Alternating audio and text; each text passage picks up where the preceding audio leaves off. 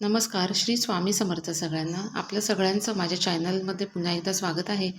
तर आजच्या व्हिडिओमध्ये आपण जी काही माहिती जाणून घेणार आहोत ती अमावास्यासंबंधी असणार आहे. कारण उद्या शुक्रवार 17 एप्रिल रोजी आहे दर्श अमावास्या आणि ही जी अमावास्या आहे तिचा प्रारंभ आज म्हणजे गुरुवारी संध्याकाळी 8:11 होत आहे आणि समाप्ती जी आहे ती उद्या संध्याकाळी 5:21 होणार आहे. त्यामुळे उदय तिथीनुसार अमावास्येच्या ज्या काही सेवा आणि उपाय आहेत ते आपल्याला उद्याच करायच्या आहेत. आता बघा अमावास्या तिथी म्हटलं तर बऱ्याच जणांना असं वाटतं की अशुभ तिथी आहे. पण बघा तसं काही नाही. प्रत्येक तिथी ही शुभ कशी बनवायची हे आपल्या हातात असतं. प्रत्येक तिथीला जर आपण काही सेवा आणि उपाय केले तर प्रत्येक तिथी आपल्याला भरभरून आशीर्वादच देत असते. म्हणून या अमावास्येला देखील आपण कुठले उपाय करायचे आहेत आणि कोणत्या सेवा करायच्या आहेत याविषयीच आपण संपूर्ण माहिती जाणून घेणार आहोत. त्यामुळे व्हिडिओ तुम्ही शेवटपर्यंत स्किप न करता ऐका आणि जर तुम्ही चॅनलवरती नवीन असाल तर चॅनलला सबस्क्राईब देखील करून घ्या. तर बघा आजच्या व्हिडिओमध्ये आपल्या घरातील वास्तुदोष आणि पितृदोष घालवण्यासाठी आपल्याला काय करायचं आहे हेच आपण आजच्या व्हिडिओमध्ये जाणून घेणार आहोत. दही भातामार्फत अनेक प्रकारचे उपाय आपण करू शकतो आणि आपल्या ज्या काही समस्या आहेत, अडचणी आहेत त्यामधून आपण मार्ग मिळवू शकतो. फक्त बघा आपल्याला काही मिळवण्यासाठी कष्ट देखील करणं तितकंच गरजेचं आहे. कष्टाला पर्याय नाही. पैसा कमवण्यासाठी आपल्याला नोकरी, व्यवसाय करणं भाग आहे. विद्यार्थी जर असाल तर मग परीक्षेत चांगले मार्क हवे असतील तर अभ्यास करणं गरजेचं आहे. तशाच पद्धतीने आपल्या घराची भरभराट व्हावी यासाठी आपल्याला कष्ट तर करायचेच आहेत, पण त्याचबरोबर काही उपाय आणि सेवा केल्या तर मग आपण जे काम करत असतो त्या प्रत्येक कामामध्ये आपल्याला यश हे निश्चितच मिळतं. तर मग बघा आता जाणून घेऊयात आपण आपल्याला कशा पद्धतीने हे उपाय करायचे आहेत. सगळ्यात पहिलं म्हणजे हे उपाय कशासाठी करायचे आहेत हे बघूयात आणि कसे करायचे आहेत हे नंतर जाणून घेऊयात. बघा तुमच्या घरामध्ये जर सातत्याने आजारपण येत असेल, प्रत्येक कामामध्ये जर अडथळे निर्माण होत असतील किंवा एखादं काम हाती घेतलं आणि ते पूर्ण होता होता राहून जात असेल, आपल्या घरामध्ये पैसा येतोय पण तो टिकत नसेल तर समजून जावं की आपल्याला पितृदोष आहे. आणि प्रखर पितृदोष मुक्त करण्यासाठी बघा विविध प्रकारचे विधी केले जातात. जसं नारायण नागबली असेल, पण बघा नारायण नागबली करणं तितकं सोपं नाही आहे. त्यासाठी तितका खर्च पण येतो आणि वेळही द्यावा लागतो त्याला. आणि आपल्या आर्थिक परिस्थिती जर नसेल, काही अडचण असेल तर मग ह्या गोष्टी आपण लगेच करू शकत नाही. पण मग तोपर्यंत आपण आपल्या हातावर हात ठेवून बसण्यापेक्षा जर हे छोटे छोटे उपाय जे आहेत ते केले तर त्याने देखील आपल्याला बराच असा फरक जाणवतो. तर बघा यामध्ये प्रामुख्याने दही भाताचे उपाय केले जातात आणि ते अमावास्येच्या दिवशीच केले जातात. तर हा जो उपाय असणार आहे तो बघा तुमचा प्रखर पितृदोष घालवण्यासाठी तुम्हाला मदत करणार आहे. यासाठी बघा आपल्याला एक मूठ तांदूळ जे आहेत ते घ्यायचे आहेत. आता उपाय करण्यासाठी जे आपण तांदूळ घेत असतो तो घेण्याची पद्धत अशीच आहे की जेवढा आपल्या हाताच्या मुठीमध्ये बसेल तेवढा तांदूळ आपल्याला घ्यायचा आहे आणि तो तांदूळ बघा तेल आणि मीठ न घालता आपल्याला शिजवायचा आहे. बघा काहीही घालायचं नाही त्यामध्ये, फक्त पाण्यामध्ये आपल्याला हा जो तांदूळ आहे तो शिजवून घ्यायचा आहे. आणि अशा पद्धतीने शिजवलेल्या भाताचे आपल्याला 4 ते 5 प्रकारचे उपाय जे आहेत ते करता येतात.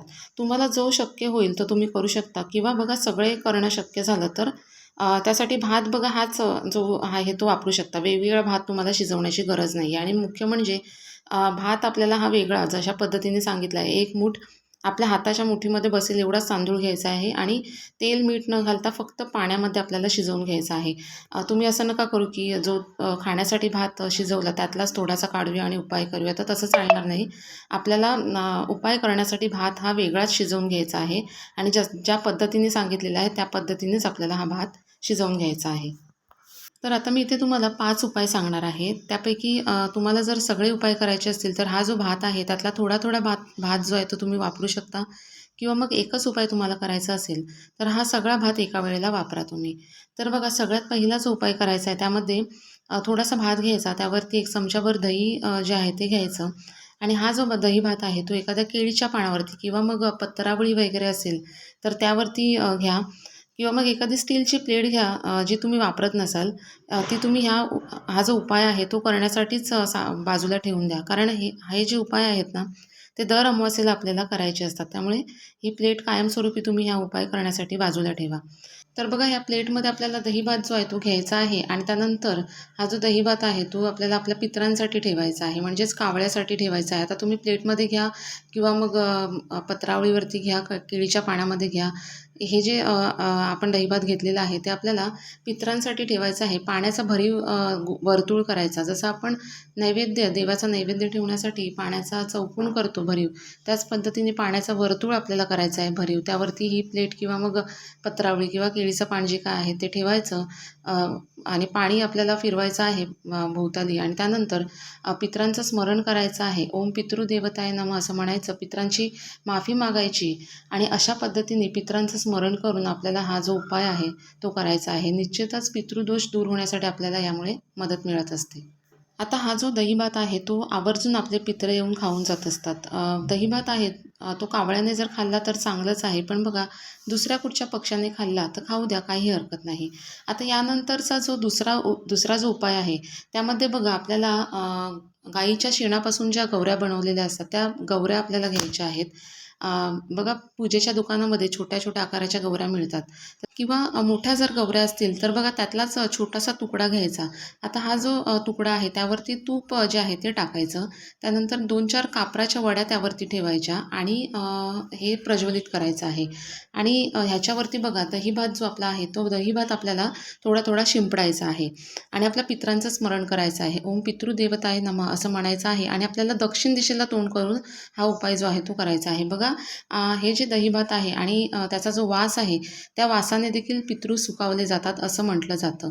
हा जो नैवेद्य आहे तो आपल्या पितरांपर्यंत पोचतो अशी मान्यता आहे. त्यामुळे आपल्याला हा देखील उपाय करणं अगदी सोपं आहे. त्यामुळे तुम्ही हा उपाय करू शकता.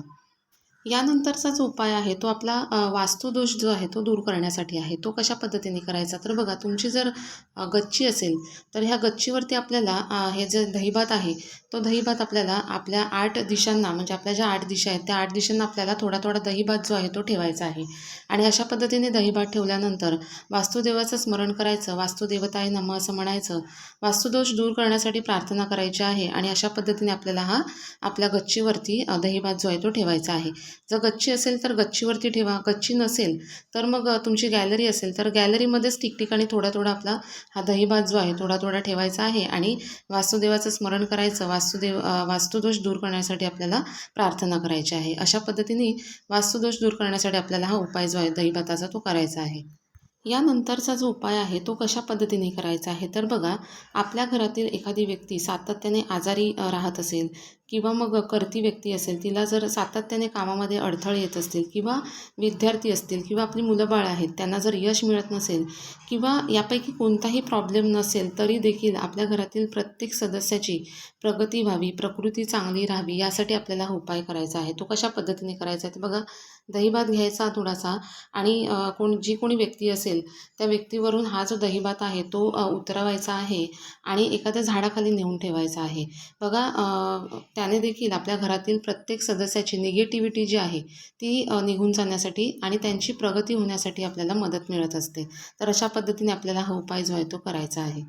या पुढचा जो उपाय आहे तो आपल्या घराची निगेटिव्हिटी म्हणजेच घराची नकारात्मकता किंवा मग घराची नजर काढण्यासाठी म्हणा, यासाठी आपल्याला करायचा आहे. तो कशा पद्धतीने करायचा आहे तर बघा अशाच पद्धतीने थोडासा दहीभात घ्यायचा. एखादी करवंटी असेल तर ती घ्या, त्यामध्ये हा दहीभात घ्यायचा आणि आपल्या ओंजळीमध्ये हा दहीभात घेऊन संपूर्ण घरामध्ये आपल्याला फिरायचा आहे. हा उपाय आपल्याला संध्याकाळच्या वेळेस करायचा आहे. उद्या संध्याकाळी करा. पूर्ण घरामध्ये हा दहीभात घेऊन फिरत असताना कुणाशीही बोलायचं नाही, पूर्णपणे मौन व्रत घ्यायचं आहे. मनातल्या मनात आपल्याला कुलदेवाचं स्मरण करायचं आहे किंवा मग श्री स्वामी समर्थ मंत्र म्हटला तरी देखील चालेल. अशा पद्धतीने आपल्याला हा दहीभात आपल्या संपूर्ण घरामध्ये फिरवायचा आहे. फिरवून झाल्यानंतर आपल्या मुख्य दरवाजावरती यायचं. मुख्य दरवाजावरती आल्यानंतर घराच्या दिशेने तोंड करून उभं राहायचं आणि हा जो दहीभात आहे तो आपल्या मुख्य दरवाजावरून आपल्याला 7 वेळेस उतरवायचा आहे. घड्याळाच्या काट्याप्रमाणे आपल्याला हा जो दहीभात आहे तो मुख्य दरवाजावरून 7 वेळेस उतरवायचा आणि त्यानंतर एखाद्या झाडाखाली नेऊन ठेवायचा आहे, जेणेकरून एखादा प्राणी किंवा पक्षी येऊन तो दहीभात जो आहे तो खाऊन जातील. तर अशा पद्धतीने हा जो उपाय आहे तो आपल्या घराची निगेटिव्हिटी म्हणजेच नकारात्मकता किंवा नजर काढण्यासाठी आपल्याला करायचा आहे. बघा हा जो दहीभात आहे आपण कुठच्या झाडाखाली वगैरे नेऊन ठेवणार आहोत तो अशा पद्धतीने ठेवा की कोणाच्या पायाखाली येऊ नये. कारण बघा आपण आपली नकारात्मकता काढायची आणि कोणा दुसऱ्यावरती ढकलायची हे योग्य नाही. त्यामुळे हा जो दहीभात आहे तो कुठे ठेवताना व्यवस्थित ठेवा, जेणेकरून तो कोणाच्या पायाखाली येऊ देत नको. तर इथे मी तुम्हाला दहीभाताचे 5 उपाय सांगितलेले आहेत. यापैकी त्यापैकी तुम्हाला जो शक्य होणार आहे तो तुम्ही करा. 5च्या 5 जर शक्य होणार असतील, तुम्हाला करायचे असतील तर 5ही उपाय करा. फक्त इथे एक लक्षात घ्या की शेवटचा उपाय जो आपण करणार आहोत दहीभाताचा, त्यामध्ये भात आपल्याला शिल्लक ठेवायचा नाही आहे. सगळा भात आपल्याला संपवायचा आहे, हे लक्षात घ्या. बघा अशा पद्धतीने हे उपाय केल्याने जर आपला वास्तुदोष, आपले पितृदोष दूर होणार असतील तर नक्कीच आपल्याला हे उपाय जे आहेत ते करून बघायला हवेत. त्याचबरोबर बघा यामध्ये सातत्य असणं देखील गरजेचं आहे. लागोपाठ येणाऱ्या 6 अमावास्या जर तुम्ही हे उपाय केलेत तर निश्चितच तुम्हाला याचे 100% परिणाम जे आहेत म्हणजे सकारात्मक परिणाम तुम्हाला दिसून येतील. यामध्ये जर बघा मासिक धर्म आला तर घरातील इतर व्यक्तीला तुम्ही हा उपाय जो आहे तो करायला सांगू शकता. आणि कोणी नसेल तर मग ठीक आहे, एखादी अमावास्या तुम्ही सोडून द्या. या पुढच्या येणाऱ्या अमावास्येला तुम्ही हे उपाय जे आहेत ते करू शकता. तर अशा पद्धतीने हे उपाय जे आहेत दहीभाताचे ते उद्या अगदी आवर्जून आपल्याला करायचे आहेत आपला वास्तुदोष, पितृदोष दूर करण्यासाठी. व्हिडिओतली माहिती जर आपल्याला आवडली असेल तर व्हिडिओला लाईक करा आणि अशाच माहितीपूर्ण व्हिडिओजसाठी चॅनलला सबस्क्राईब देखील करा. धन्यवाद.